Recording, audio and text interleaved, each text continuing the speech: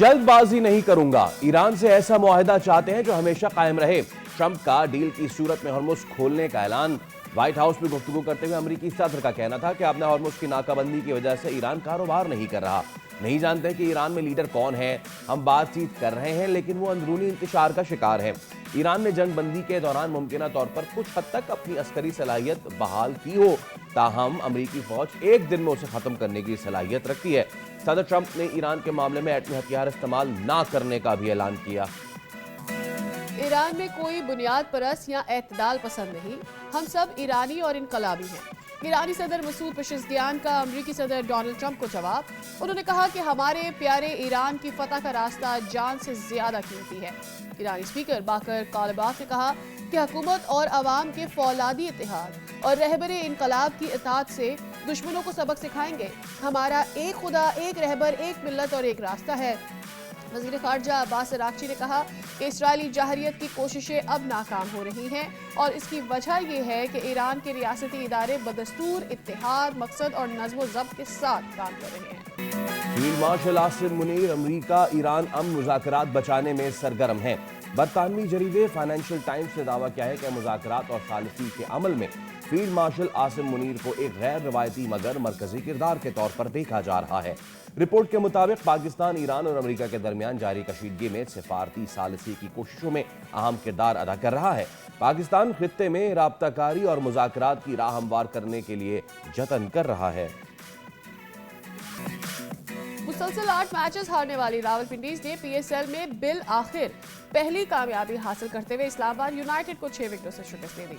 138 run हदफ के हुसूल में Rizwan 45 run के साथ नुमाया रहे। मैच के दौरान मोहम्मद आमिर और फहीम अशरफ के दरमियान गर्मा गर्मी हुई। दोनों के दरमियान तल्ख कलामी और सख्त जुमलों का तबादला। लाहौर में खेले जाने वाले दूसरे मुकाबले में कराची किंग्स ने लाहौर कलंदर्स को 5 विकेटों से जेर किया। 200 रन के बड़े हदफ के हुसूल में कप्तान डेविड वार्नर 63 रन के साथ नुमाया रहे।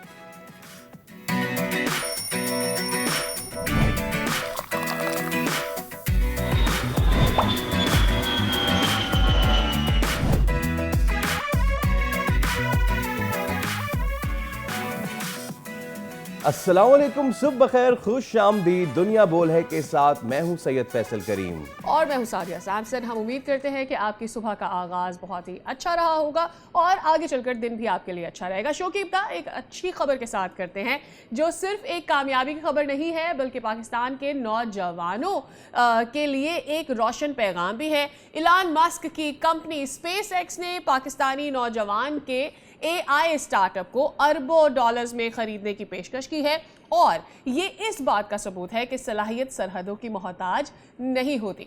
पाकिस्तान नौजवानों में भी बहुत पोटेंशियल मौजूद है और कराची से ताल्लुक रखने वाले सालेह आसिफ ने आलमी सतह पर अपनी जगह बनाई है। अच्छा, अगर थोड़ी सी बात करें सालेह आसिफ की तो राइट नाउ सालेह आसिफ जो हैं वो फोर्ब्स की ऑल टाइम लिस्ट में 2908 और इनकी नेटवर्थ इस वक्त फोर्ब्स बताता है 1.3 बिलियन डॉलर्स। क्या बात है। सालेह आसिफ ने किया क्या है? सालेह आसिफ ने एक AI कोड एडिटिंग टूल बनाया है और उसका नाम है कर्सर और इसको खरीदने के लिए अब एलन मस्क जो हैं वो बेताब होते जा रहे हैं और इसकी जो वैल्यूएशन थी वो पिछले साल 29.3 बिलियन डॉलर्स थी।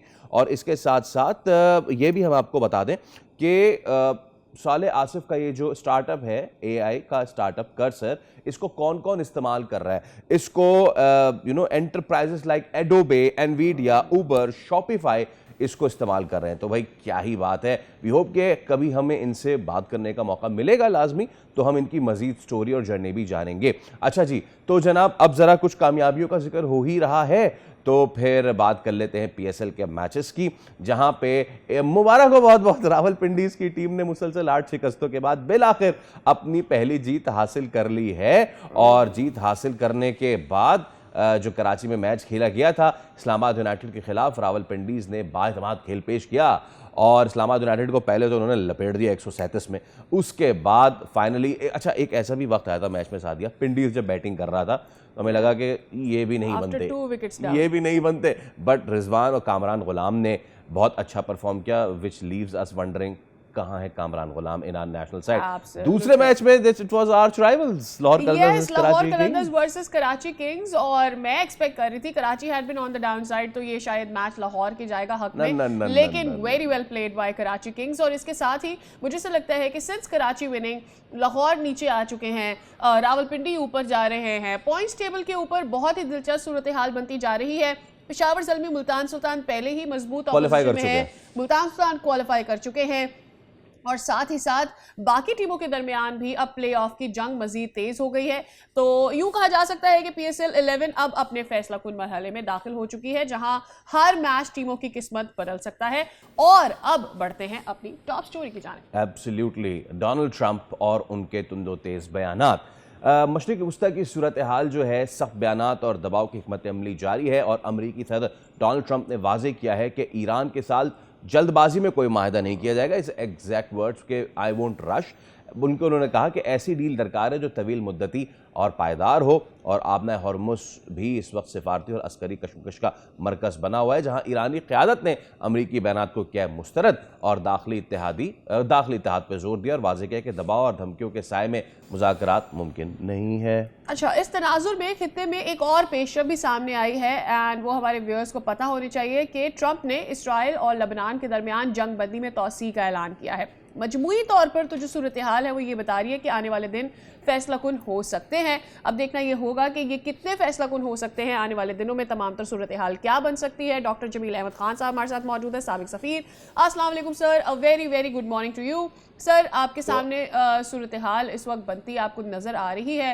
डोनाल्ड ट्रंप साहब किसी रश में नहीं है, वो ये कह रहे हैं डील आराम से करेंगे, बट क्या आपको लग रहा है जो इस वक्त सूरत हाल बनती चली जा रही है स्ट्रेट ऑफ हॉर्मुज़ में, डील वेट कर सकती है? जी हाँ, एक तरफ रवायती डिप्लोमेसी जो ईरान कर रहा है, बड़े जचे तुले अल्फाज में ईरान की खारजा मिनिस्ट्री जवाब दे रही है, और उनके अकाबरीन मासिवा एक आध के जो कि IRGC के हैं, और दूसरी तरफ डोनाल्ड ट्रंप के वो ट्वीट्स एंड ऑल दैट। तो जब डोनाल्ड ट्रंप को फीडबैक मिलता है अपने टीम और बाकी जो उनके इदारे हैं, तो उस हिसाब से वो फिर उनको डिक्लेयर करना पड़ता है कि वो बयान जो उन्होंने दिया था तहजीब को फना करने वाला, जिसका मतलब तो न्यूक्लियर होता है, फिर उनको बयान देना पड़ता है कि मैं न्यूक्लियर बिल्कुल इस्तेमाल नहीं करूंगा। और अब जब ईरान ने अपनी नेगोशिएशन के खदोखाल बेहतर कर लिए हैं, या अपने लिहाज से उन्होंने फाइनल कर लिए हैं, गो कि उन्होंने अभी एक्सचेंज नहीं किया, क्योंकि मीडिएटर का काम यही होता है कि जब खदोखाल बन रहे हों तो उस दौरान में एक पार्टी और दूसरी पार्टी को उसके बारे में बताता रहे और उनके ख्यालात दूसरे तक पहुंचाता रहे। तो डोनाल्ड ट्रंप को ये इल्म हो गया है कि ईरान डटा हुआ है, ईरान ज्यादा टाइम ले सकता है, और डोनाल्ड ट्रंप ये समझते हैं कि अगर मैंने ब्लॉकेट अब हटा लिया, उनके पसे पर्दा जो जहन के है वो मैं बयान करने की कोशिश कर रहा हूँ कि उन्होंने अगर वो हटा लिया ब्लॉकेट, तो फिर लोग क्या कहेंगे कि दुनिया की सबसे ताकतवर तरीन मुल्क का सबसे ताकत तरीन सदर, सबसे ताकत तरीन फौज का कमांडर इन चीफ, उसने घुटने टेक दिए। असल मामला इस वक्त यही हो रहा है कि अपने अपने मुल्क को क्या बताया जाए, अपने अपने कौम को क्या बताया जाए। देखें, ईरान ने तो तीनों काबरीन ने मिलकर कह दिया कि हम इनकलाबी हैं, हम ईरानी हैं, हम अपना तहफ़्फ़ुज़ और अपने इज्जत व वक़ार व तक़रीम की तहफ़्फ़ुज़ करना जानते हैं। अच्छा, हर लेकिन कौम को यही इसमें बयान। डॉक्टर साहब, इसमें इफ़ यू अलाउ मी, ये बात तो ठीक है कि डोनाल्ड ट्रंप ऑप्टिक्स के लिए खेल रहे हैं, अपनी इज्जत के लिए खेल रहे हैं, एवरीथिंग, बट इस वक्त जो करंट डेवलपमेंट है, US मिलिट्री ऑफिशियल्स जो है कहते हैं कि हम डेवलप कर रहे हैं new plans to target Iran's capabilities in the Strait of Hormuz. जब हम ये बात करते हैं capabilities in the Strait of Hormuz Iran की, what do they mean by that? वो किस चीज़ को अटैक करना चाह रहे हैं? वही शिप्स को एंड ऑल, या फिर कोई और चीज़ है? नहीं, देखें, ईरान को वो शिप्स को अटैक करते रहे, बम्बार्डमेंट, कारपेट बम्बार्डमेंट करते रहे, असल तो मसला है हरमुज का।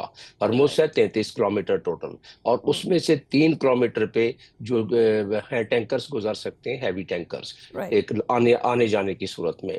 तो उसको बंद करना, जिस तरीके से पासदारान ने टनल्स में पोजीशन रखी हुई है, पहाड़ों में रखी हुई है, जिस किस्म के उनके पास मिसाइल्स हैं जो कि टनल से ही वो अपनी फायरिंग कर सकते हैं, मैकेनिज्म उन्होंने रखा हुआ है, और वो आपने देखा होगा पिछली मरतबा भी किस तरह मुख्तलिफ टनल से वो ऊपर से रेत पड़ी होती थी और मिसाइल जब निकलते थे तो रेत बिखरती हुई और मिसाइल उड़ते हुए मुख्तलिफ जगह पर जाके बरसते थे।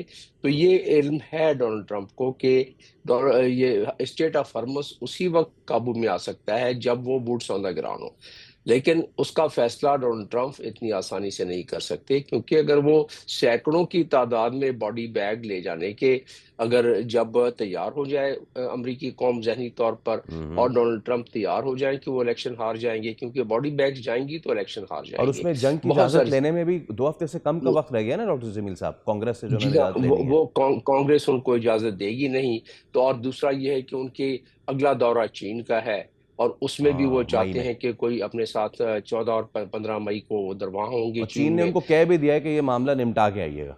जी हाँ, क्योंकि एक पूरा पैकेज वो डिस्कस करना चाहते हैं, तो उसमें स्टम्बलिंग ब्लॉक तो ये होगा।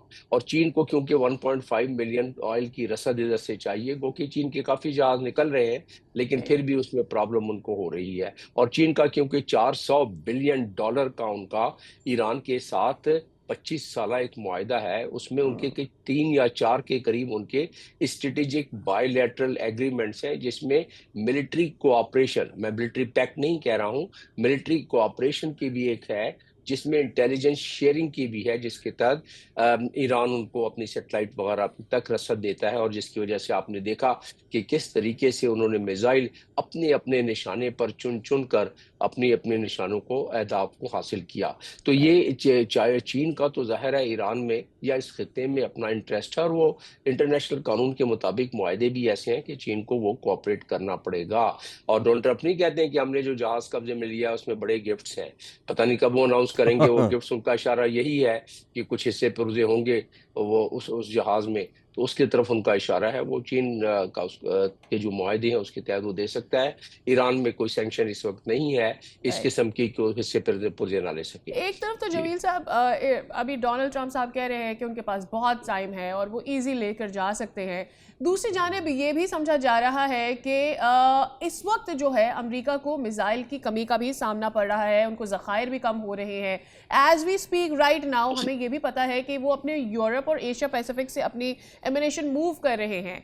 अब इन मशरक़ वस्ता में अपने दबाव को बढ़ाने के लिए वो ये सब कर रहे हैं and world is aware of it.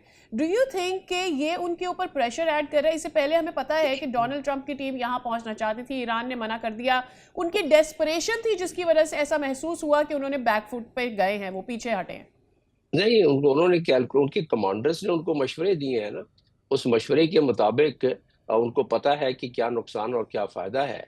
वो पीछे नहीं हटे हैं, वो पीछे इतनी बड़ी तो कुव्वत है, वो अपने आप को रीग्रुप करेंगे, फिर उनके मशवरे लेंगे कि भाई इस रीग्रुप करने के बाद हम किस हद तक कामयाब हो सकते हैं। इतनी बड़ी ताकत को अगर ये हजीमत उठानी पड़ती है तो उसकी कौम के लिए और उस ताकत के लिए, और दुनिया में आप देखने की आप बात कर रहे थे कि वो अपने मिसाइल्स ट्रांसफर कर रहे हैं मुख्तलिफ बेसिस से यूरोप से इस तरफ। तो आपने नहीं देखा था कि जब ईरान चुन चुन के अपने निशाने को हिट कर रहा था खलीजी ममालिक में, तो वहां से वो जो थर्ड और पैट्रियट मिसाइल है वो इसराइल शिफ्ट कर रहे थे, क्योंकि इसराइल को बड़ी उस वक्त मार खानी पड़ रही थी, और उनके थर्ड और इसराइल के आयरन डोम वो खत्म हो गए थे और डिप्लीट हो गए थे, जिसकी वजह से उनको बचाने के लिए वो किया।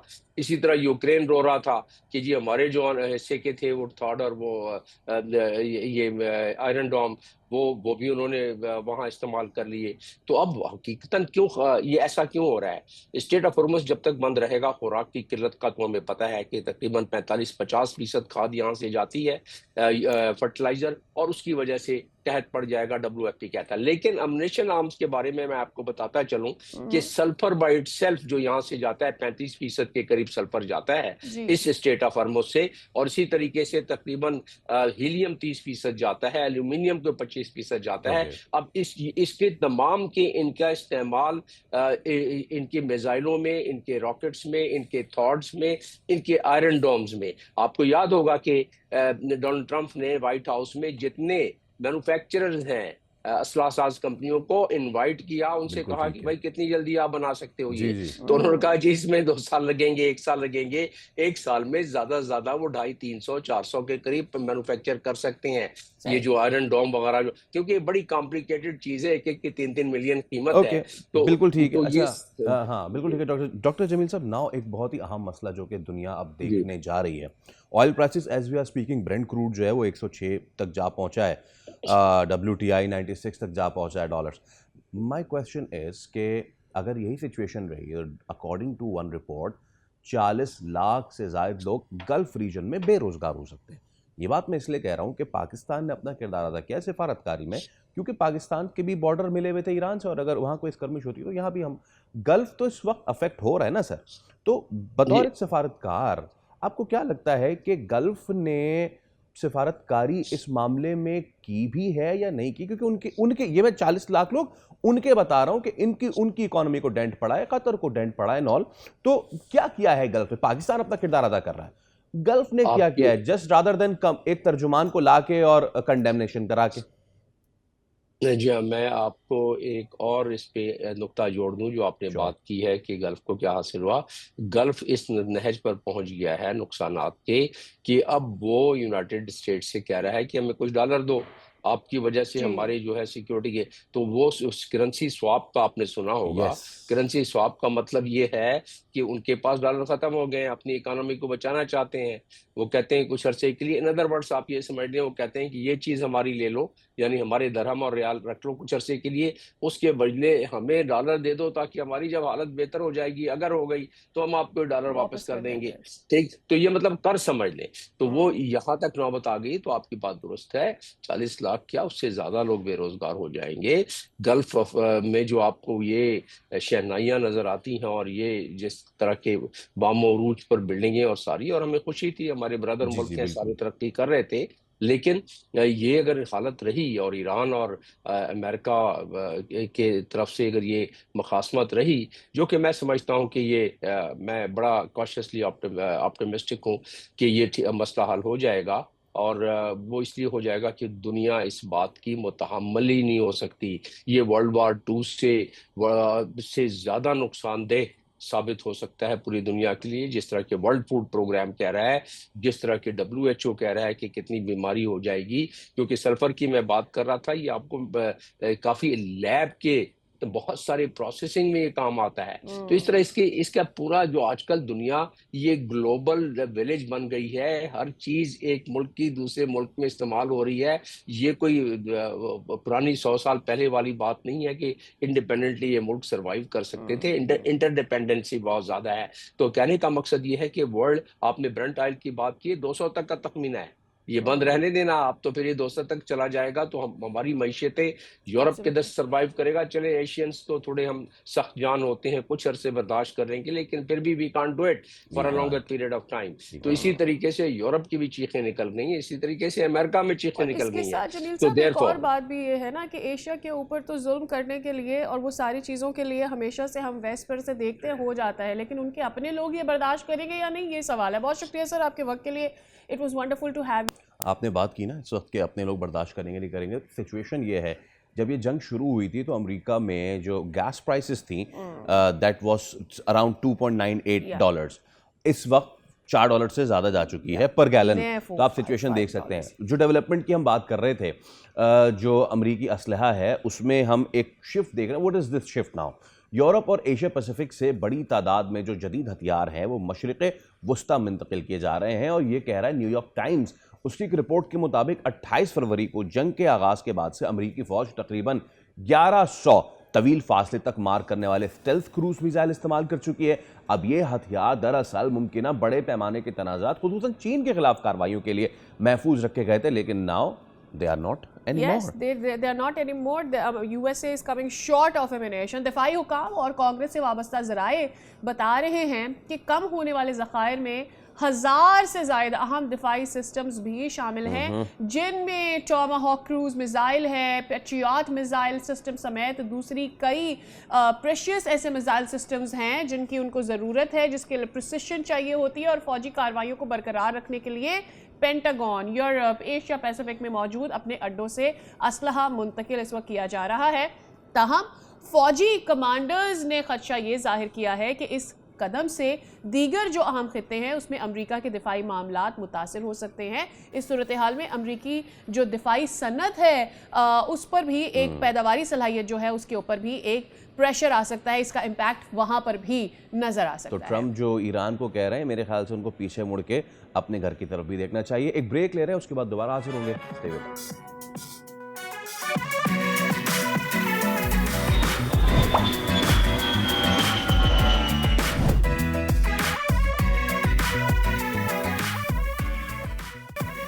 दुनिया बोल है में आपको कहते हैं एक बार फिर खुशामदीद। हमें एक दफ़ा फिर से ज्वाइन करने के लिए आपका बहुत बहुत शुक्रिया। आज दुनिया भर में अमन के लिए कसीरुल जहती ताउन और सफारतकारी का आलमी दिन मनाया जा रहा है। ये दिन मनाने का मकसद इस बात की याद दहानी है कि जदीद दुनिया में मसाइल का हल ताकत नहीं बल्कि मकाल में और मुश्तरका हिकमत अमली से किया जा सकता है। और बदलते आलमी हालात और तनाज़ात और चैलेंजेस के दरमियान ये दिन इस हकीकत को उजागर करता है कि पायदार अमन के लिए मुमालिक को एक दूसरे के साथ मिलकर चलना चाहिए, बातचीत करनी चाहिए। और जब हम ये कह रहे हों कि डिप्लोमेसी के जरिए आप मामलात को हल करें, टेबल टॉक टेबल टॉक के जरिए आप अपने मसाइल को हल करें, तो ऐसे में पाकिस्तान के सफारती किरदार को इस वक्त तमाम जो मशरिक़ वस्ता की सूरत हाल में डेवलपमेंट हो रही है, इसमें पाकिस्तान के किरदार को किस तरह से भुलाया जा सकता है और ख़ास करके फील्ड मार्शल आसिम मुनीर साहब के किरदार को कैसे इग्नोर किया जा सकता है। फाइनेंशियल टाइम्स ने भी ये कह दिया है कि आसिम मुनीर का गैर मामूली सिफारती किरदार उभर कर सामने आ रहा है, जहां पे उन्होंने 2 आर्च राइवल्स को एक साथ बिठा दिया है। That's a big thing. अच्छा, बिफोर वी मूव फॉरवर्ड, वो कहते हैं ना कि देखिए, एक तो फाइनेंशियल टाइम्स तारीफ कर रहा है, फिर हमारे पड़ोसी तारीफ कर रहे हैं, लेकिन जिनसे तारीफ हजम नहीं हो पा रही है, आपको पता है हम किसकी बात कर रहे हैं? Before going to our guest, हम एक छोटा सा चलाना चाहेंगे एक ऑडियो क्लिप, और उसमें हम आपको दिखाएंगे कि कैसे प्रोफेसर मरांदी जो हैं, जो कि ईरान के एक स्कॉलर प्रोफेसर हैं, उन्होंने मैं नाम लिए बगैर आपको बता रहा हूँ कि एक उज्जट और एक बहुत ही सुपरनोवा एक्साइटेड किस्म के एंकर को कैसे उनके अरमान ठंडे किए, ज़रा दिखाइए। Well, I don't think whatever you are saying, and that is not my concern. My concern is with my own country, just as your concern is with your channel rating. So far, Asim Munir has played a positive role, and perhaps Trump listens to him seriously. Asim Munir, I view him with respect, and he's playing a pivotal role. And we trust him, but we don't trust Donald Trump. हज़ीमत की इंतहा ये कि उस channel ने अपने इस anchor को इस वक्त विंडो में ही नहीं डाला जिस वक्त प्रोफेसर मरांदी उनकी सही दुर्गत बना रहे थे। ब्रिगेडियर रिटायर्ड मसूद अहमद खान हमारे साथ मौजूद हैं। ब्रिगेडियर साहब, अस्सलाम वालेकुम, a very good morning to you sir, और उम्मीद करता हूँ आप खैरियत से होंगे। ब्रिगेडियर साहब, you know, from its not just about this financial times article, ये चीज़ अब बहुत ही मोहर उस पर सब्त हो रही है कि जिस तरह का CDS का किरदार रहा है इस सारे मामले में, वो बहुत ही ज़्यादा मददगार साबित हुआ है इस पूरे रीजन के लिए, और इसकी अब तारीफ भी हो रही है। तो your initial remarks on this sir. जी, बहुत शुक्रिया। देखिए, मेरे ख्याल में जब से पाकिस्तान मार्के हक पर बुनियाद में मखसूस के बाद, एक तो यह है कि पाकिस्तान ने डायनेमिक साउथ एशिया में चेंज कर दी, और हम एक पीयर कंपटीटर इंडिया के बन गए हैं, और सिक्योरिटी स्टेबलाइजर भी बन गए साउथ एशिया में, नेट सिक्योरिटी प्रोवाइडर बन गए हैं वेस्ट एशिया में, और ओवरऑल देखें जियो स्ट्रेटजिक प्लेयर बन गए हैं। और geostrategic profile that has risen up of the market. So वो क्यों हुआ? बिकॉज हमारी जो लीडरशिप थी for the first time in last 78 years में, वो स्ट्रेटेजिक क्लैरिटी के साथ जो उन्होंने डिसीजन मेकिंग की, जिसकी वजह से ये तब्दीलियाँ रूनुमा होगी। Internationally you are being recognise कि आप एक पीयर कंपटीटर है। जो इंडिया का सो कॉल्ड कंसेप्ट था net security provider in the Asian region, that has gone. तो कांग्रेस में जो रिपोर्ट सबमिट हुई और US कांग्रेस में, तो उन्होंने कहा Pakistan has inflicted an heavy humiliating defeat on India.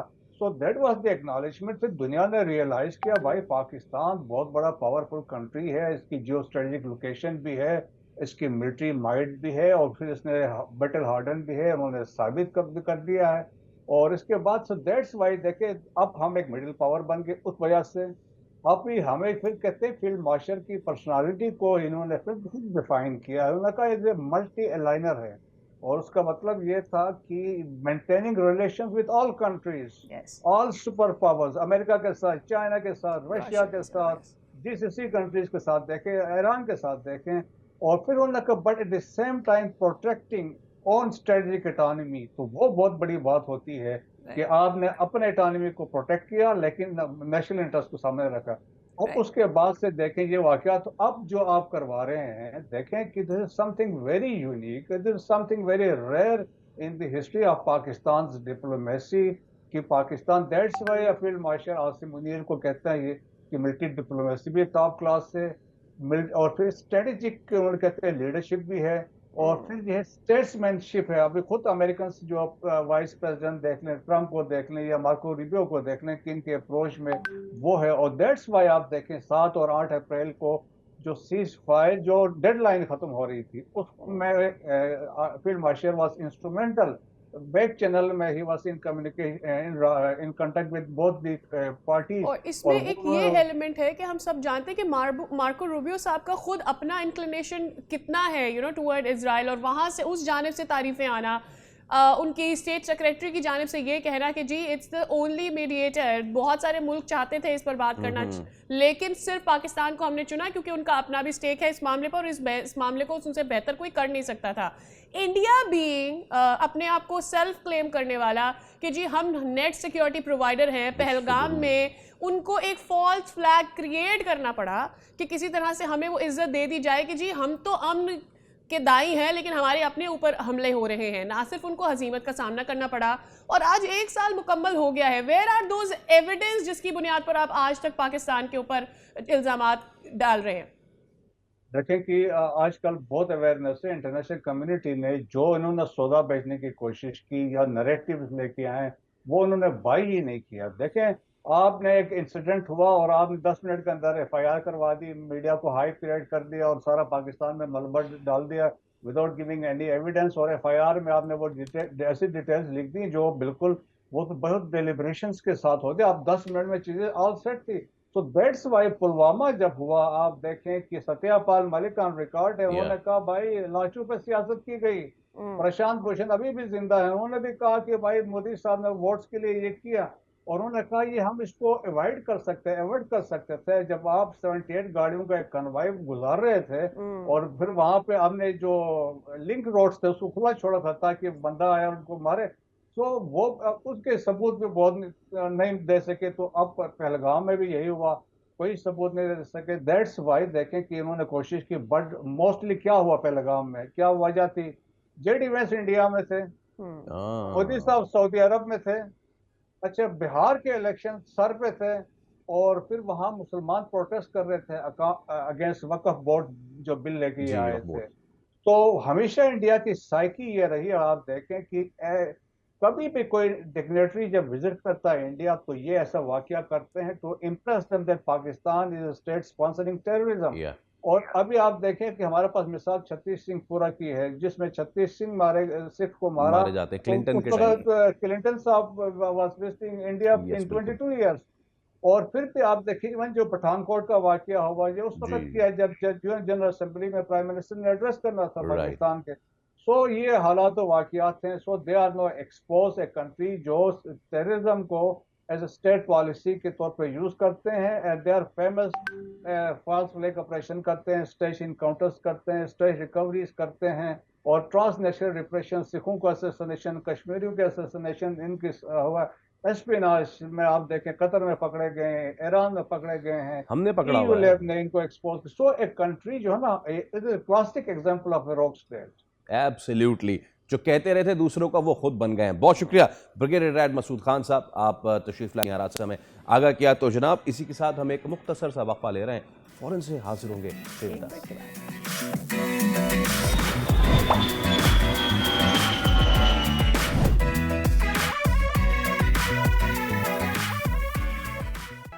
Welcome back again. भाई अपना हरमुज़ खुला ना खुले, रेड लाइन का जो है एक चीज़ सामने आ गई है कि वो शायद नहीं बनेगी। उसकी वजह यह है कि एक अहम ट्रांसपोर्ट मंसूबा एक अहम इम्तिहान बनता जा रहा है। और लेटेस्ट डेवलपमेंट ये है कि सिंध हुकूमत ने एक तो जो करंट कॉन्ट्रैक्टर था उसको कर दिया है डीलिस्ट, और उससे कॉन्ट्रैक्ट वापस ले लिया है, हंगामी तौर पे ख़त्म कर दिया। अब उसको दोबारा री अवार्ड करेंगे। सारी सिचुएशन हुई क्या है, सबसे पहले अपने नुमाइंदे कफ़ील अहमद से जान लेते हैं। कफ़ील बताइए। कराची वाले एक और बुरी खबर ये है कि रेड लाइन बीआरटी मंसूबा जो इस वक्त मैं मौजूद हूँ, इस पर इसका जो कॉन्ट्रैक्टर जिसको दिया गया था कॉन्ट्रैक्ट, उसको मनसूख कर दिया गया है। ट्रांस कराची ने इसका जो ठेका था उसको मनसूख कर दिया गया है। अब देखना यह है कि ये जो मुआहिदा हुआ था उसके बाद जो असरात हैं कराची वालों के लिए। मेरे साथ कुछ लोग मौजूद हैं जो यहाँ से गुजरते हैं। अस्सलाम वालेकुम जी, आपका नाम? नाम है मेरा। क्या कहना चाहेंगे? अच्छा, ये जो मुआहिदा हुआ था मनसूख कर दिया गया, अब कितनी मजीद थे कराची वालों के? जी, मज़ीद अजियत का शिकार तो थे हम, और अजियत हो गई। अब ये कब मंसूबा दोबारा से रीस्टार्ट होता है, कब वो रीस्टोर होगा कॉन्ट्रैक्ट, कुछ नहीं पता। जब आप देख लें कि 4 से 5 साल से मंसूबा तवील तातुल का शिकार है, उसके बावजूद आप देख लें कि आवाम के लिए डेली मुश्किलात है, आए दिन एक्सीडेंट है। मैं रोज़ ये रास्ता यूज़ करता हूँ, सफ़र करता हूँ। आधे घंटे का रास्ता 1 से 1.5 घंटा हो गया। गर्मी से मेरी हालत देख लें आप। अभी यहाँ लकी वन के पास मेरा घर है, उसके अलावा आप देख लें कि अभी मेरा ये हाल है, तो पहुँचते पहुँचते क्या हाल हो जाएगा। अब तो ये एग्रीमेंट मनसूख हो गया है, तो अब कितनी मजीद अजियत बर्दाश्त करनी पड़ेगी और कितने साल? सर, अजियत तो आप अजियत का नाम इस तरह कुछ ले सकते हैं, जैसे आज ना हमारा कराची यूनिवर्सिटी में पेपर है, हम लोग आते गार्डन से, रोज़ाना तकरीबन हम इसी रोड से जा रहे हैं और तकरीबन हमें 1 घंटा तकरीबन वहाँ पे पहुँचने में लगता है। जो हमारा पेपर है उसका सारा बेड़ा गर्क हो जाता है। हमारा हुलिया आप देख सकते हैं कि हम किस तरीके से वहाँ पर पहुँच रहे हैं, वहाँ पर जाके काम कर रहे हैं, अपना पेपर दे रहे हैं, याद कर रहे हैं। मतलब कराची वालों को जीना हराम किया हुआ एक तरीके से, हराम किया हुआ है। अच्छा, मैं अगर आपको कुछ तफसीलात बता दूँ तो ये अमीन एसोसिएट था जो अपना जिसको ये अवार्ड किया गया था, और उसके बाद अभी तक ये बताया जा रहा है कि इसने रेड लाइन पेशावर के अंदर भी जो है वो काम किया था, और वहाँ भी ताख़ीर होने के बाद सब सिंध गवर्नमेंट ने ये जो है इसको मनसूख कर दिया गया है। और जो ये तकरीबन 2022 में आगाज़ हुआ था इस मनसूबे का, 52 अरब रुपए के बाद, उसके बाद जो इसकी लागत थी वो 70 अरब रुपए, और अब 103 अरब रुपए तक जो है वो लागत जो है वो पहुँच चुकी है। तो ये वो तमाम सूरत। बहुत शुक्रिया कफ़ील इसकी डिटेल्स देने के लिए। इस पर मज़ीद बात करते हैं तर्जुमान सिंध हुकूमत सादिया जावेद साहिदा हमारे साथ मौजूद है। बहुत शुक्रिया and good morning ma'am. Ma'am, पहले तो ये बता दीजिए कि ये 2024 में कंप्लीट होना था, और हम तो उम्मीद कर रहे थे कि बस अब कंप्लीट हुआ और अब ये कॉन्ट्रैक्ट चेंज हो जाएगा। मामला क्या हुआ है और क्या सज़ा है पिछले वाले?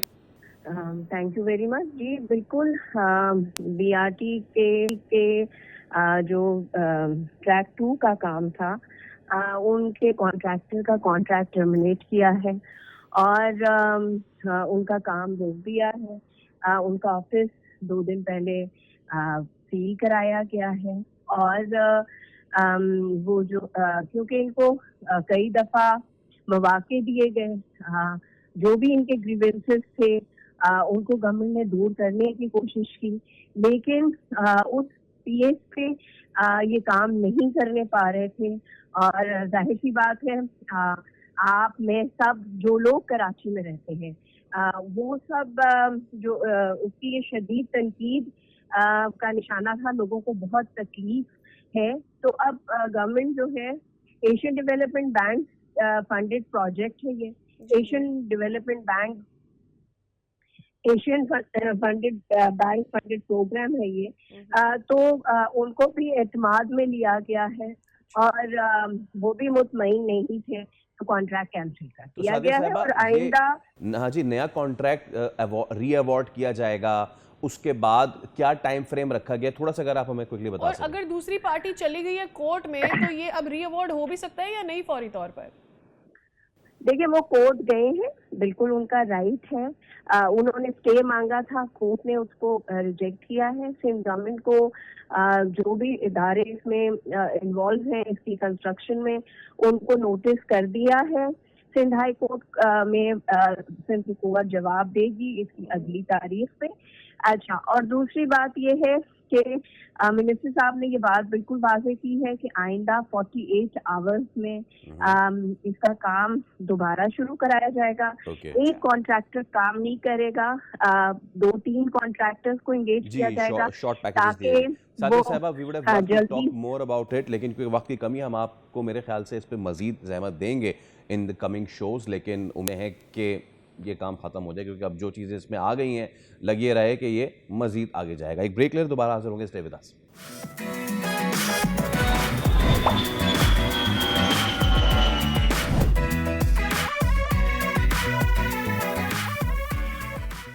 Welcome back. It's that time of the show कि जहां हम बात करेंगे क्रिकेट की, और क्रिकेट में पीएसएल की। और भाई फिलहाल बात यह है कि पिंडी ने जो कसम खाई थी वो उन्होंने तोड़ दी है, और फाइनली रावलपिंडीज जो है वो अपना इस सीजन का पहला मैच जीत गई है। आपको याद दिलाते चलें कि पिंडीज इस बार की वो टीम है कि जो नई आई है, वो जो एडिशन हुआ था पिंडी का, उससे बहुत लोग एक्साइटेड थे, लेकिन 8 मैचों में तो कोई एक्साइटमेंट नहीं हुई। उसके बाद जाके उन्होंने ये मैच जीत लिया, so this is a good thing. फिर कराची लाहौर आर्च राइवल्स का मैच हुआ और वो कराची ने जीत लिया। इस सब पे हम बात भी करेंगे। हमारे साथ क्रिकेट एक्सपर्ट भी हमारे साथ मौजूद हैं, सैयद हैदर, और इसके साथ साथ इस्लामाबाद यूनाइटेड के राइजिंग स्टार हमजा सज्जाद हमारे साथ मौजूद हैं। हैदर भाई अस्सलाम वालेकुम, thank you so much for joining, और हमजा आपको भी अस्सलाम वालेकुम। हमजा, सबसे पहले मुझे ये बताइए कि you been in Islamabad united now, कैसा माहौल रहता है वहाँ पे, क्योंकि इतने सारे सुपरस्टार्स हैं, इंटरनेशनल स्टार्स हैं, बताइए।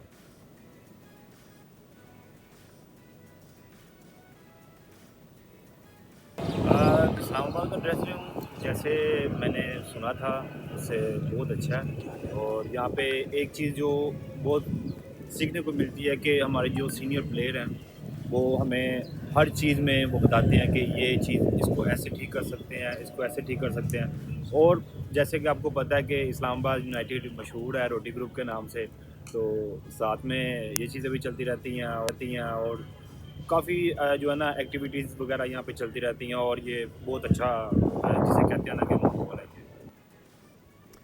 ठीक है, और इससे पहले कि हम हैदर भाई की तरफ जाएं, Hamza, I have one more question for you, और वो ये है कि इस पीएसएल सीज़न की अगर हम बात करते हैं तो आपने अपने लिए क्या अहदाफ मुकर्रर किए हैं और क्या गेन किया अब तक?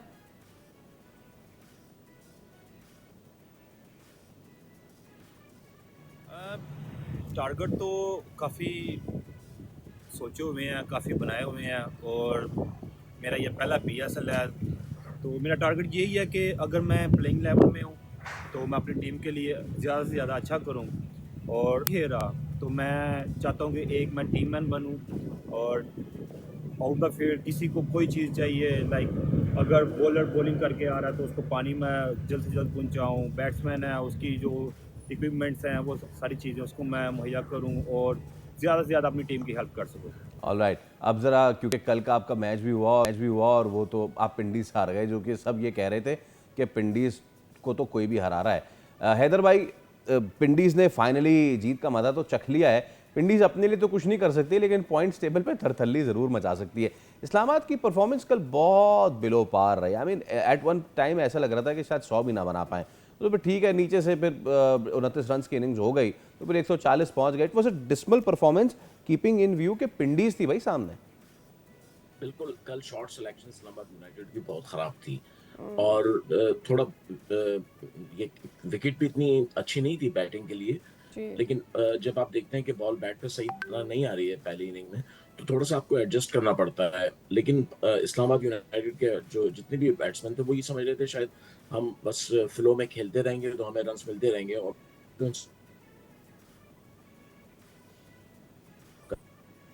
बहुत अच्छी कैचेस बड़े अच्छे लिए, और बॉलिंग भी उन्होंने अकॉर्डिंग टू विकेट की। जब उनके बॉलर्स ने देखा कि यहाँ से स्पॉट्स हैं और यहाँ से गेंद जो है वो थोड़ा सा नीचे रहती है, तो उसी जगह पे उन्होंने बॉलिंग की। तो ये 2-3 चीज़ें उन्होंने बड़ा अच्छा मैनेज किया।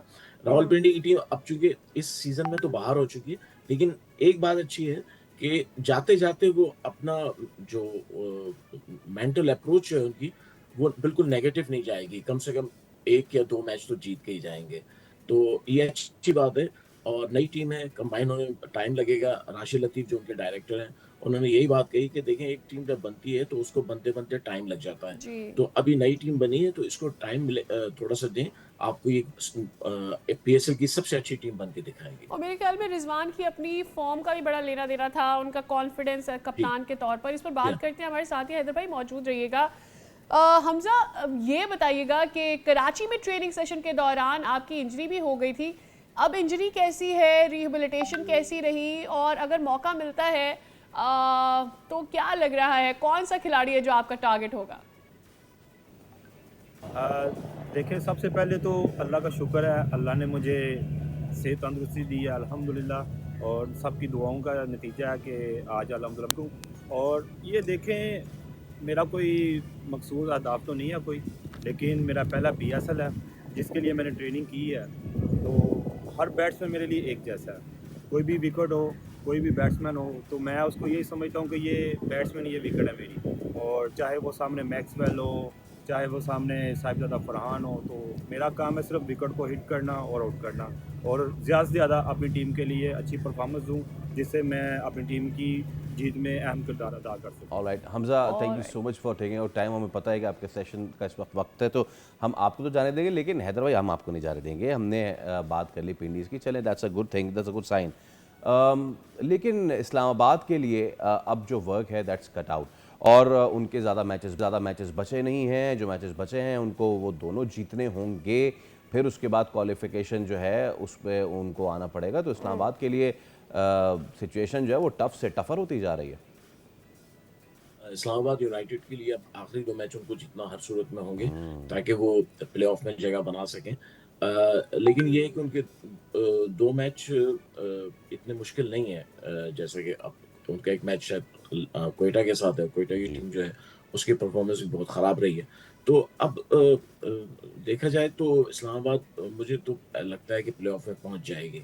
लेकिन आप जब एंड ऑफ द टूर्नामेंट में आते हैं और वहाँ पे अगर आपकी परफॉर्मेंस थोड़ा सा कमज़ोर पड़ने लगती है तो ये अच्छी साइन नहीं होती है। आपको अपनी परफॉर्मेंस जो है कंटिन्यू करनी पड़ती है, कंसिस्टेंसी दिखानी पड़ती है। और अब प्लेऑफ में जब आप जाएंगे तो वहाँ पे ज़ाहिर है ज़्यादा मुश्किल मैचेस होंगे, तो जो टीम आपके सामने आएगी वो भी जान मारेगी। तो अब आपको थोड़ा सा एक्स्ट्रा अपनी एनर्जी दिखानी पड़ेगी, अदरवाइज फिर आपके लिए मुश्किल हो जाएगा। राइट, बताइएगा ज़रा, आज आप जिस तरह से कह रहे हैं कि उनके आगे वाले मैचेस मुश्किल नहीं है, आज इस्लामाबाद का मैच हैदराबाद से है। बहुत सारे लोग ये कह रहे हैं कि हैदराबाद से तो जीत ही जाएगी, लेकिन हैदराबाद कंपैरेटिवली अगर रावलपिंडी के हिसाब से देखा जाए, हैदराबाद हैज़ 3 कंसेक्यूटिव विन्स आए उनके, अभी उनका पिछला एक और विन आ गया, तो अब वो ज़्यादा स्ट्रॉन्गर टीम है in comparison to Rawalpindi, that's what I feel. लेकिन इस्लामाबाद कैसे कम बैक करे, बकेट पे कौन से प्लेयर्स हैं, अपने बॉलिंग को कैसे मजबूत करे? देखिए, आज का जो मैच है बड़ा इंपॉर्टेंट है दोनों टीमों के लिए, हैदराबाद के लिए भी, इस्लामाबाद। और हैदराबाद की टीम ने ग्रेजुअली अपने आप को काफ़ी मुनज़्ज़म किया है, डिसिप्लिन लाए अपनी परफॉर्मेंस में और स्ट्रॉन्ग बने। पहले 2-3 मैच हार गए, सब ने कहना शुरू कर दिया था। तो आज के मैच में जो है इस्लामाबाद को बड़ी ज़बरदस्त फाइट मिलने वाली है हैदराबाद की तरफ से। और हैदराबाद की बॉलिंग बड़ी अच्छी जा रही है, मोहम्मद अली बहुत अच्छी बॉलिंग कर रहे हैं, पिछले मैच में भी अच्छी बॉलिंग की। अच्छा, इस्लामाबाद के लिए आज सबसे अहम चीज़ यही होगी कि वो अपनी बैटिंग अगर वो पहले करते हैं तो एक बड़ा स्कोर करें, क्योंकि अगर बड़ा स्कोर नहीं, क्योंकि लाहौर में हमने देखा 3-4 मैचों में पिछले बड़े स्कोर होने हैं, 200 भी चेस हो गया, कल कराची ने चेस कर लिया 200। तो जब तक आप 200 प्लस में नहीं जाएंगे तो आपके लिए मुश्किल होगी। और तीसरी बात ये है कि उनका जो स्पिन डिपार्टमेंट है इस्लामाबाद का, उसको स्ट्रॉन्ग करने की जरूरत। शादाब खान जो है बैटिंग तो अच्छी कर रहे हैं, बॉलिंग में अभी तक उनकी वो बात नजर नहीं आई कि जो होनी चाहिए। तो ये थोड़ा सा डिपार्टमेंट उनका कमजोर है, स्पिन डिपार्टमेंट। लेकिन बैटिंग ही उनकी की है, और बैटिंग अगर उनकी ज्यादा चल गई तो फिर हैदराबाद के लिए मुश्किल है। Alright sir, arch rival Karachi versus Lahore, और अब ये जो टैली जो है वो 16-8 हो गई है, 16 in favour of Karachi, 8 in favour of Lahore Qalandar. Karachi ने कल कमाल किया, 200 के करीब जब लग गया था स्कोर तो उस वक्त लग नहीं रहा था कि ये कराची कर पाएगा। फिर विकेटें भी उनकी जाती रही, आखिरी 4 ओवर में, बल्कि आखिरी 3 ओवर में 50 रन चाहिए थे। उसके बाद फिर लाहौर के 2 प्लेयर्स ने ये फैसला किया। ऐसे कैसे? आइए हम आपको दिखाते हैं कि इतने सारे रन्स के साथ भी हम कैसे हार सकते हैं। सर, शाहीन शाह अफरीदी मतलब कि खुशदिल शाह से छक्के खाएंगे, फिर हारिस रऊफ, वो भी खुशदिल शाह जिन्होंने पूरे पीएसएल में कुछ नहीं किया, उन्होंने कल जो किया मतलब उसके बाद अगले पीएसएल में अच्छे बिक जाएंगे वो। This is irresponsible bowling. आप कप्तान है शाहीन शाह अफरीदी, पाकिस्तान की नुमाइंदगी करते हैं और आपको डेथ बॉलिंग नहीं आती तो फिर पता नहीं क्या आता है। जी हैदर भाई। देखिए, शाहीन शाह अफरीदी ने जो बॉलिंग की है बहुत खराब की है कल। अगर शाहीन शाह अफरीदी आखिरी ओवर कर रहे हैं तो उनको पता होना चाहिए कि यहाँ पे आपको वैरायटी दिखानी पड़ेगी, थोड़ा सा वर्सटाइल बॉलिंग करनी पड़ेगी। आप एक ही जगह पे बॉल करें, और खुशदिल शाह ने एक ही शॉट खेला है, अगर आप देखें एक ही जगह पे शॉट खेले, दो उन्होंने तीनों छक्के जो मारे हैं वो एक ही जगह खड़े होकर मारे हैं। उनको पता था कि शाहीन शाह अफरीदी यहाँ बॉल करेंगे। आप जब चाहे जितने बड़े बॉलर हो, लेकिन जब आप प्रेडिक्ट हो जाते हैं, आपको बैट्समैन को पता चल जाता है कि इस जगह बॉल पड़ेगी, तो वो पहले से अपना पूरा स्टेंस बना लेता है। तो कल बहुत खराब बॉलिंग भी बहुत खराब हुई है लाहौर कलंदर्स की, कैप्टनशिप भी बहुत खराब हुई है, फील्ड अरेंजमेंट में इतनी जो है जान नजर नहीं आई, सही जगह पे फील्डर नहीं थे। तो ये चीजें जो हैं ये शाहीन शाह अफरीदी जैसे बड़े प्लेयर से हम एक्सपेक्ट नहीं कर सकते हैं। लेकिन फिर भी आप क्रेडिट दें, खुशदिल शाह को बड़ी अच्छी बैटिंग की है, डेविड वार्नर ने, खुशदिल शाह ने, इन लोगों ने, मतलब इतना बड़ा टारगेट जो है चेस करना आसान नहीं होता। और फिर कराची की टीम जिसका रिकॉर्ड ही खराब है चेस करने में, लेकिन कल उन्होंने राइट।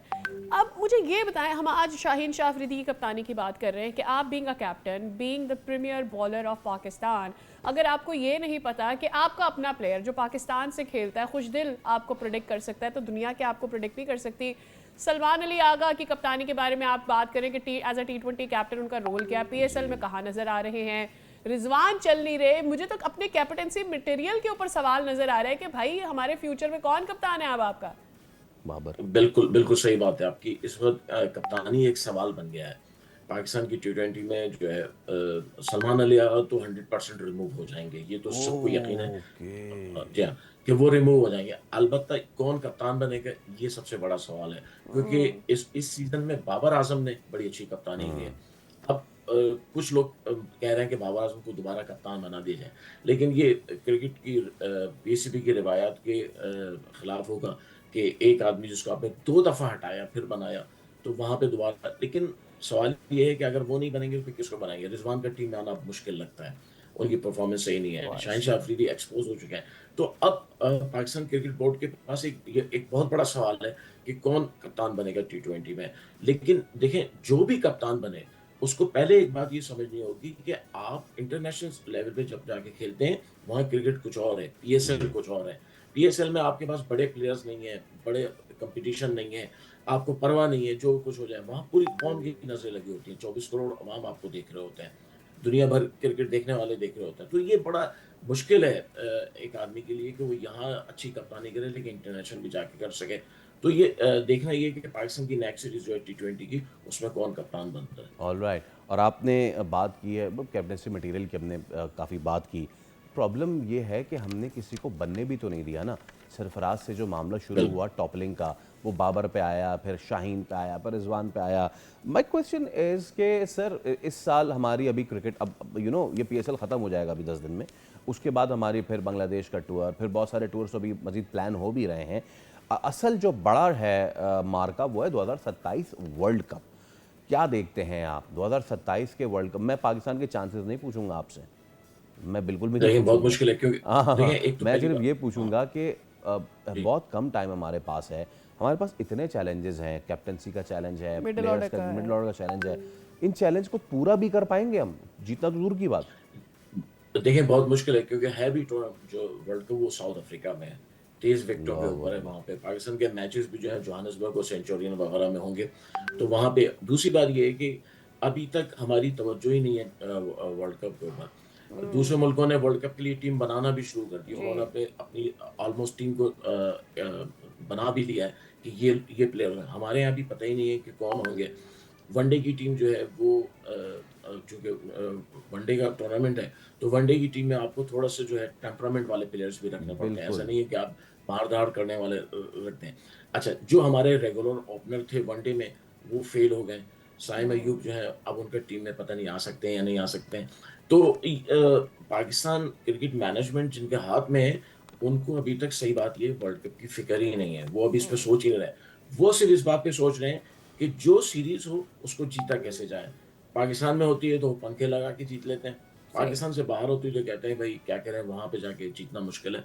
तो हमारा माइंडसेट ये बन गया है कि हम सिर्फ ये समझते हैं कि जो पाकिस्तान में सीरीज होगी सिर्फ वही जीतना है। जब आपका ये माइंडसेट है फिर आप वर्ल्ड कप में क्या कर सकते हैं, आदमी खुद उम्मीद ही समझ कर सकता है। सकते हैं कि पीएसएल के बाद कुछ हमें रिफॉर्म्स नजर आएं और रिफॉर्म्स ऐसे हों जो हमारी अच्छी फेवर में जाएं, ना सिर्फ 27 वर्ल्ड कप के लिए बल्कि टीम की फॉर्मेशन के लिए। बहुत शुक्रिया हैदर जी। भाई for your time, was Thank wonderful you to very have much. You, welcome you one more time. Alright, जब हम बात करते हैं खेल की, ये खेल सिर्फ जीतने का दाम तो नहीं है, ये स्पोर्ट्समैन स्पिरिट यानी कि हमदर्दी, जज्बे इंसानियत का भी इम्तहान होता है। ये हम इसलिए कह रहे हैं क्योंकि अभी बॉस्टन मैराथन हुई 2 दिन पहले, और मैराथन आपको पता है कि इट्स ह्यूज रन, ठीक है।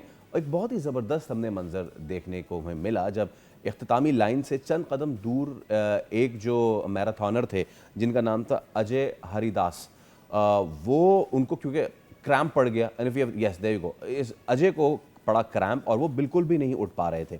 अभी मैराथन में आपको, and that this is the most beautiful thing, जिन्होंने उनकी मदद की एरन बैग्स, ठीक है, उन्होंने ये छोड़ दिया और दूसरे रनर ने भी कि मैं जीतूं हारूं जो भी करूं, that's one side of the thing. This is a beautiful thing. This reminds me of one scene from Olympics जहां पे एक रनर थे इसी तरह के और उनको क्रैम्प आया, his father came in and his father helped him to the finish line. It was the most beautiful thing. उसादिया, ये खेल जो है ना, ये है खेल का असल जज्बा। एब्सोल्युटली एब्सोल्युटली, और मेरे ख्याल में यही स्पोर्ट्स पर्सन स्पिरिट है जिसको हम विटनेस करना चाहते हैं, चाहे फिर वो कोई भी खेल हो। और इस मैराथन में तो हमें बिल्कुल नजर आया। और मेरे ख्याल में अब देखिए, जिसने इसको विटनेस किया होगा उन सब लोगों ने भी इससे सबक हासिल किया होगा।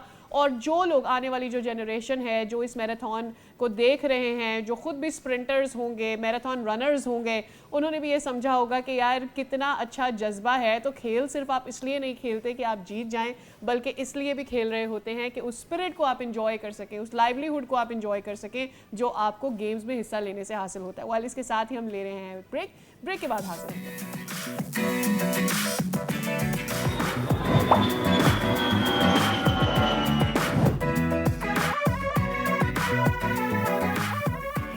प्रोग्राम के शुरू में हमने इस चीज़ का जिक्र किया था कि आलमी मंडी में तेल की कीमतों में उतार चढ़ाव का सिलसिला तो जारी है, इजाफे का सिलसिला ज़्यादा ही जारी है। Right now Brent crude oil जो है वो 1.32% इजाफे के साथ $106 फी बैरल तक पहुंच गया है। अब देखा भाई, क्रूड ऑयल की कीमत बढ़ने का असर फर्नेस ऑयल की कीमतों पर पड़ेगा, और फर्नेस ऑयल की कीमतों पर पड़ेगा इसका मतलब है कि जो बिजली हम फर्नेस ऑयल से बनाते हैं उसकी कीमत भी बढ़ेगी। तो हमें तो बहुत पहले कन्वर्ट हो जाना चाहिए था ना, लेकिन अब जो लोग नहीं भी कन्वर्ट हुए और अब कन्वर्ट होने का सोच रहे हैं तो उनके लिए क्या हो रहा है? एक्चुअली अब स्पेकुलेशन ये की जा रही है कि लाइसेंस आयद हो जाएगा, यानी हर सोलर एनर्जी कंज्यूमर जो है उसको लाइसेंस होगा उसका, और जितना उसका यूजेज होगा, जितना ज़्यादा वो बिजली बना रहा होगा उस हिसाब से उसको लाइसेंस लेना होगा। ऑल दो ये भी खबरें आ रही है कि गवर्नमेंट इस क्लेम को डिनाई कर चुकी है कि ऐसा कुछ भी नहीं होने जा रहा, लेकिन अगर ऐसा हो जाता है, ऑलरेडी हम ये जानते हैं कि जो पूरे यूनिट की कीमत तो सोलर जिसने लगाया हुआ है वो अदा कर ही रहा है गवर्नमेंट को। ऐसे में अगर लाइसेंस की बात की जाती है, और कुछ दिन पहले ये खबरें आ रही थी कि जी पाकिस्तान में तो सबसे ज़्यादा मूव हुआ है ये बिजली का कंज्यूमर जो है सोलर के ऊपर, तो ये इन सारी खबरों को कितनी तकवीयत देता है या इतना ज़्यादा नुकसान भी पहुंचा सकता है at the same time. Doctor Khalid Wadeed साहब हमारे साथ मौजूद हैं, एनर्जी एक्सपर्ट। डॉक्टर साहब, बहुत शुक्रिया आपके वक्त के लिए।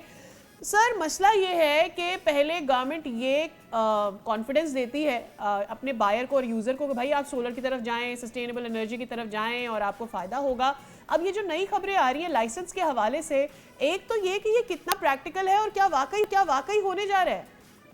जी, बहुत शुक्रिया। देखें, कुछ अर्सा पहले हमारे पावर सेक्टर के मसाइल कुछ और थे। जब आपने उन मसाइल का सोल्यूशन निकाला तो उसकी वजह से और मसाइल पैदा हो गए। उस टाइम पे लोड शेडिंग का क्राइसिस था, आपके पास एक्सेस के इश्यूज थे, आपके पास बिजली नहीं थी, तो उस टाइम पे नेट मीटरिंग को, रूफटॉप सोलर को जो है वो आप इनकरेज कर रहे थे कि किसी तरीके से बिजली सिस्टम में आए। लेकिन साथ में आपने इतने ज़्यादा महंगे पावर प्लांट्स लगा लिए कि साथ टेक और पे कॉन्ट्रैक्ट सर पे जो आईपीपी की तलवार लटक रही है, आपकी डिमांड कम होती है तो आपको फिर भी पैसे देने हैं उनको। तो ये हुकूमत के लिए एक बड़ी डायलेमा की सिचुएशन है और शायद ये जो शॉर्ट टर्म प्लानिंग हम लोग करते आए हैं पिछले कई सालों से, उसका खमियाजा हम भुगत रहे हैं। तो हुकूमत को थोड़ा सा इंटीग्रेटेड प्लानिंग की तरफ जाना होगा। आपने अपने इब्तिदाइये में बताया कि हुकूमत डिफरेंट तरीकों से सोलराइजेशन को जो है वो क्रब करने की कोशिश करी है कि अपनी जो लेगेसी पेमेंट्स हैं और लेगेसी सिस्टम है उसको प्रोटेक्ट किया जा सके। तो ये जो अभी रिसेंट खबर एक मीडिया में आई, ये भी उसी चीज़ का हिस्सा है कि किसी तरीके से नेगेटिव सिग्नलिंग के थ्रू डिस्करेज किया जा सके। हालांकि ये सिर्फ और सिर्फ उन कंज्यूमर्स के लिए है जो कि अभी नई नेट मीटरिंग रजीम में आ रहे होंगे और नेपरा से लाइसेंस ले रहे होंगे। पुराने कंज्यूमर्स के लिए नहीं है और उन कंज्यूमर्स के लिए भी नहीं है जो ऑफ ग्रिड में है। लेकिन हुकूमत का जो एक नेगेटिव प्राइस सिग्नल्स का या नेगेटिव सिग्नलिंग का जो टूल है कि डिस्करेज किया जाए सोलर को, उसकी एक कड़ी है। तो इससे मार्केट में एक जो है वो डिस्ट्रस्ट आता है। लेकिन वो लोग जो नेट मीटरिंग की तरफ जा रहे हैं, चूंकि अब इंसेंटिवाइजेशन कम हो गई है, अब सभी लोग ऑफ ग्रिड की तरफ जाएंगे और बैटरीज की तरफ जाएंगे। तो इसके लिए इससे हुकूमत के लिए एक नई जो है वो प्रॉब्लम खड़ी हो जाएगी और वो ये होगा कि रात के औकात में भी जो लोग ग्रिड से जुड़ते थे वो जो है वो अब अपनी बिजली यूज करेंगे, उससे इलेक्ट्रिसिटी डिमांड और कम होगी और आपके कैपेसिटी चार्जेस उन लोगों के लिए जो जो सोलर पे नहीं है, ग्रिड पे है, वो ज़्यादा बढ़ते। ओके, अगर तो ये लाइसेंस वाली चीज़ आ भी जाती है, यानी कि नए सार्फिन जो लगवाएंगे अपने पास सोलर, क्या मतलब होगा उसके लिए? इसमें उनके लिए कॉस्ट बढ़ेगी या क्या सिचुएशन होगी, अगर आप हमें समझा सकें? देखिए, इससे पहले ये था कि जो 25 किलोवाट का जो सिस्टम था उसके लिए आपको लाइसेंसिंग की जरूरत नहीं थी और जो लाइसेंस लेने होते थे वो आप डायरेक्ट डिस्ट्रीब्यूशन कंपनी से लेते थे। अभी वो नेपरा ने अपने पास ले लिया है कि अब आपको एक तो ये कि 25 वाट से कम का भी सिस्टम अगर आप लगा रहे हैं तो भी आपको नेटवर्क लाइसेंस लेना पड़ेगा, नेपरा से लेना पड़ेगा और उसकी एक फ़ी भी है और वो फ़ी किलोवाट के हिसाब से है। 1 किलोवाट पे 1000 रुपये है और अगर आप 10 किलोवाट का सिस्टम लगाते हैं तो 10,000 रुपये आपको जो है वो नेपरा को देने होंगे। ये उस चीज़ की कड़ी है कि वो आप अपने नेटवर्क को ट्रैक कर सकें कि कितना सोलर ग्रिड पे लग गया और कितना नहीं लगा। ये शायद ये जो ट्रैकिंग है ये काफ़ी अरसे से चल रही थी, लेकिन इसको अब मोनेटाइज कर दिया गया है। हुकूमत की कोशिश और अगेन डॉक्टर यही साहब है ये भी कि बताइएगा कि ये जो लाइसेंस है ये लाइफ टाइम होगा या फॉर एग्जांपल अगर मैंने एक सोलर सिस्टम लगा लिया अपने घर पर, मैंने 25 किलोवाट का लगा लिया है, मैंने वन टाइम पे कर दिया है, क्या मुझे इसे रिन्यू भी कराना पड़ सकता है? क्या आगे जाकर इसके चार्जेस बढ़ सकते हैं? और अगर मैं अपनी कैपेसिटी बढ़ाती हूँ फ्रॉम 25 किलोवाट टू अब मैं 35 पे जा रही हूँ, तो फिर मुझे उस दोबारा लाइसेंस लेना पड़ेगा, क्या होगा? देखिए, इससे पहले आपका जो लाइसेंस होता था वो 7 साल का होता था। अभी के रेगुलेशंस में उसको कम करके 5 साल का कर दिया गया है कि आपको 5 साल बाद वो रिन्यू कराना होगा। ऑब्वियसली जब भी आप कोई लाइसेंस रिन्यू कराते हैं उसकी फ़ी तो आपको पे करनी पड़ती है और अगर आप मार्जिनल टर्म्स में अपनी सोलर की कंजम्पशन को बढ़ा रहे हैं तो आपको ज़रूर वो उसके चार्जेस जो हैं वो बढ़ के देने होंगे।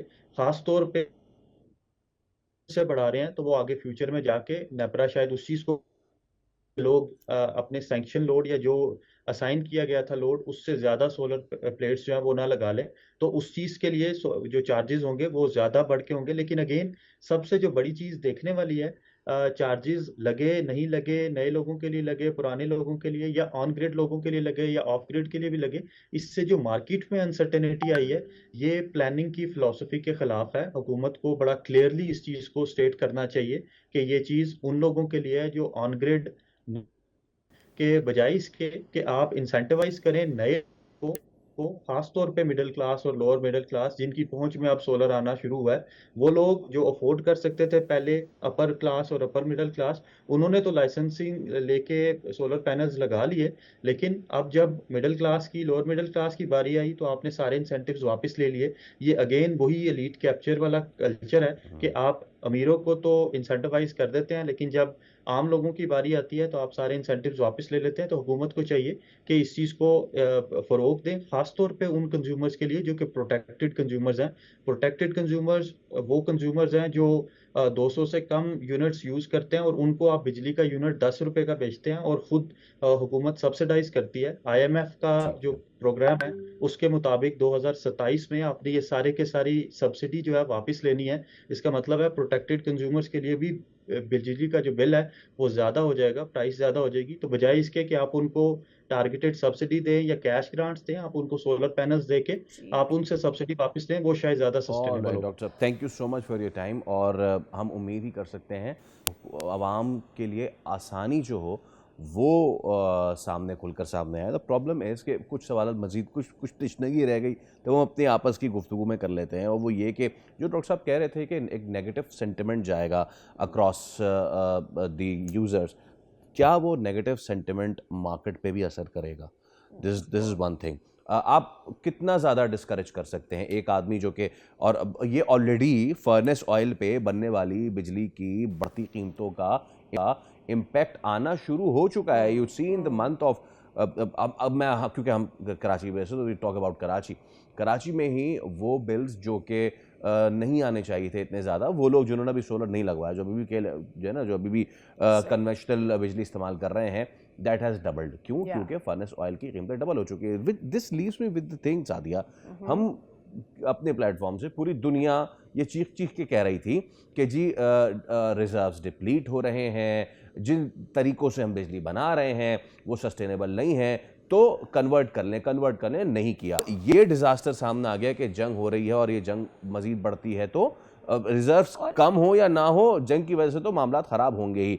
विच leaves me with this thing again wondering कि और कौन सा बहाना चाहिए हमें ऑन अ नेशनल लेवल के हम इस पे इसको ठीक कर सकें। पिछले 5 साल से हम अभी तक यही नहीं हैंडल कर पाए हैं कि हमारे जो कैपेसिटी चार्जेस हैं, जिसकी वजह से हम बार बार इधर का चेंज उधर लाते हैं और नए नए टैक्सेस और नई नई चीज़ें लेकर आ रहे होते हैं, उन कैपेसिटी चार्जेस को हम किस ऑल्टरनेटिव वे से कम कर सकते हैं बजाय इसके कि कंज्यूमर पर उसका बोझ डालते हैं। इसी के साथ लेते हैं break. Will see you after this break.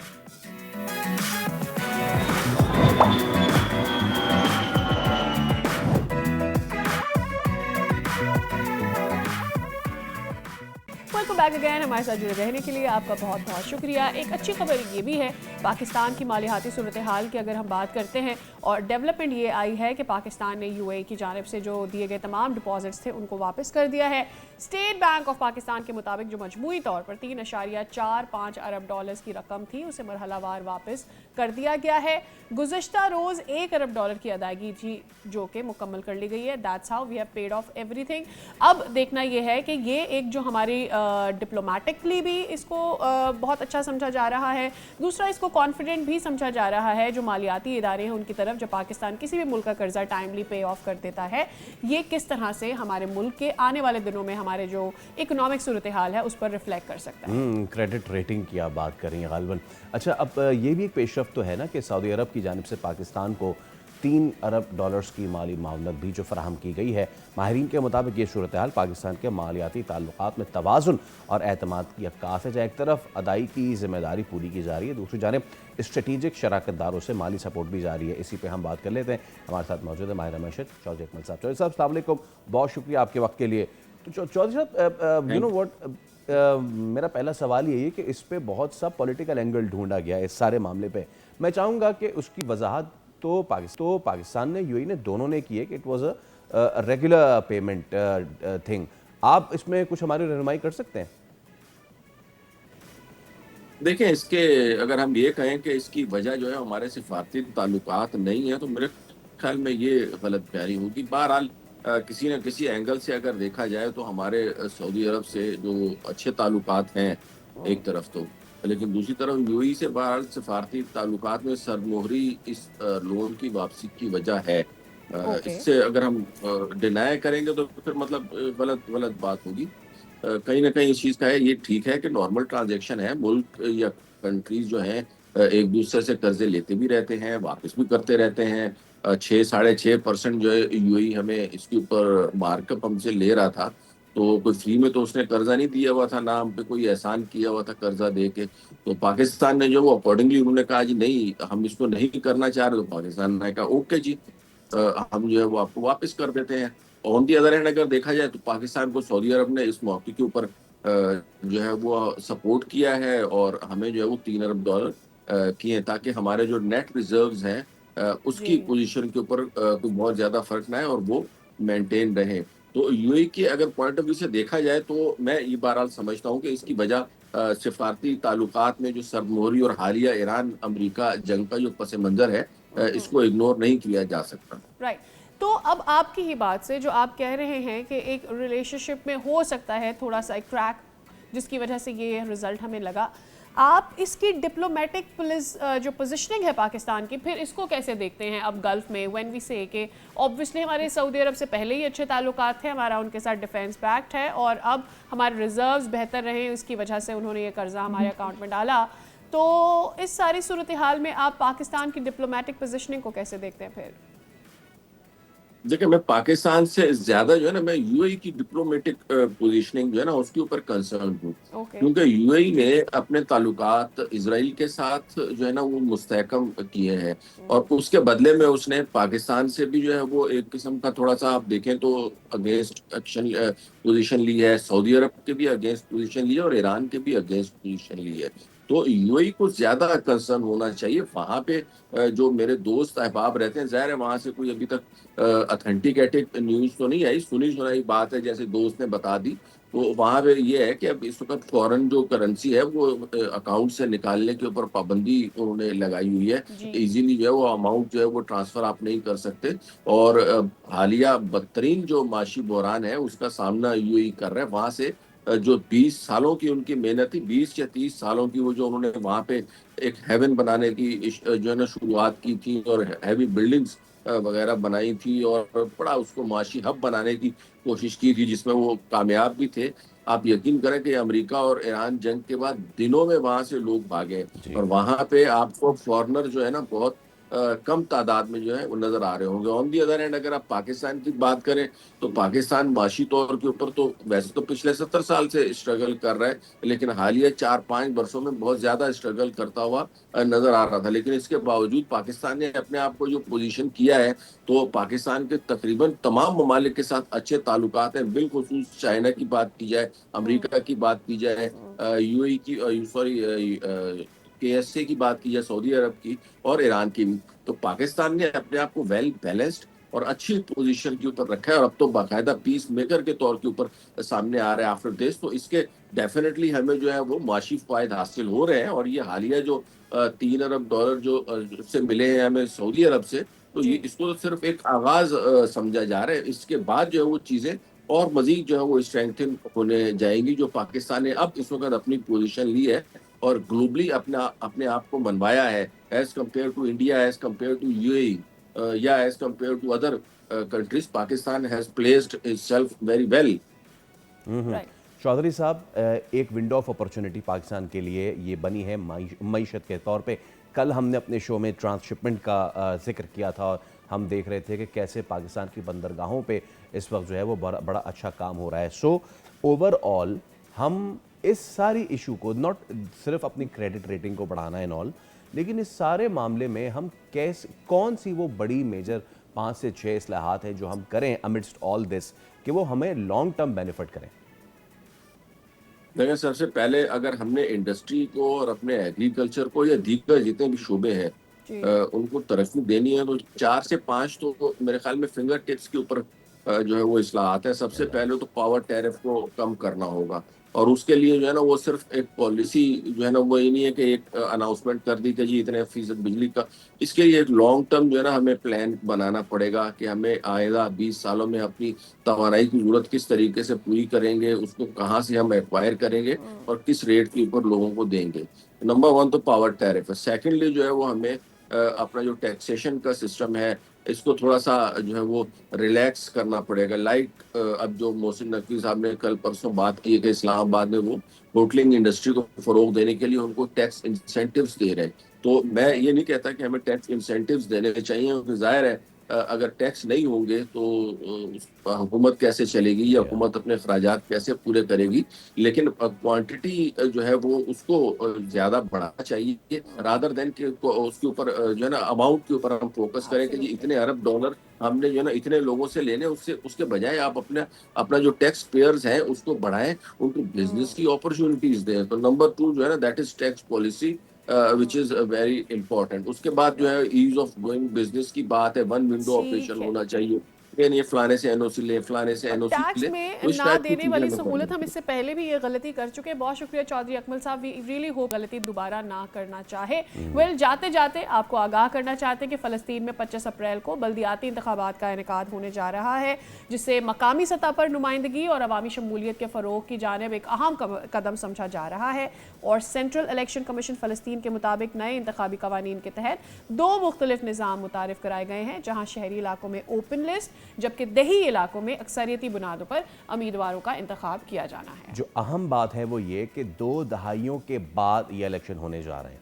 उससे भी अहम बात ये कि कुछ अरसे पहले यहाँ पे जहाँ मौत का रक्श हुआ करता था, जहाँ पे तबाही बर्बादी थी, वहाँ के लोग अब अपना हक़ राय दही इस्तेमाल करने जा रहे हैं। क्या ये एक नई सूरत हाल पैदा करेगी, ये तो वक्त बताएगा। आज हम आपसे लेंगे इजाज़त, अब आपसे मुलाकात होगी पीर को। तब तक रखिए अपना ख्याल। अल्लाह हाफ़िज़। Have a nice week.